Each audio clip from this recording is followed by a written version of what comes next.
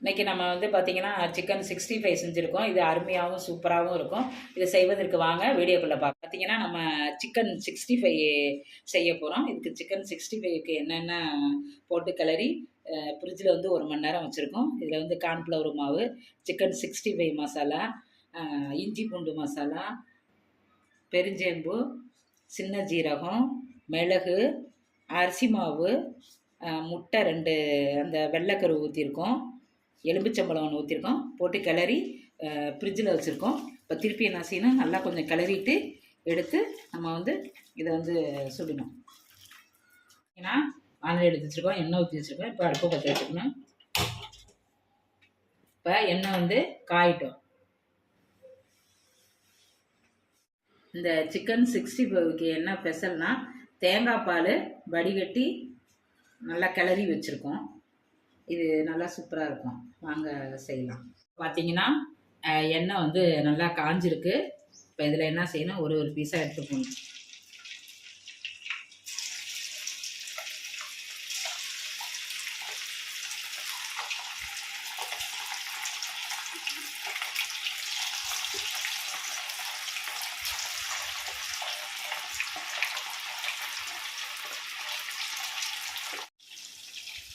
இப்போ பார்த்தீங்கன்னா இப்போ வந்து சிக்கன் 65 போட்டிருக்கோம். இதை என்ன செய்யணும், கிண்டணும். இப்போ நம்ம வந்து பனியார குச்சியால் இப்படி நல்லா கிண்டி விடணும். சிறிது மீது தான், அப்போ தான் வந்து நல்லா வேகும், அடியில் ஒட்டாமும் இருக்கும். நல்லா இப்படி கிண்டி விடணும்.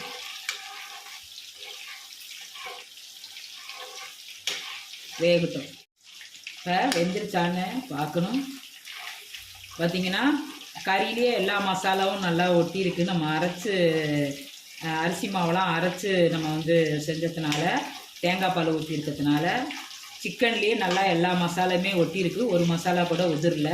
இன்னும் கொஞ்சம் நேரம் வேகணும். நல்லா கிண்டியாச்சு. இன்னும் கொஞ்சம் நேரம் இப்போ வந்து பார்த்திங்கன்னா நல்லா வெந்துருச்சு. இப்போ எடுக்கிறோம்.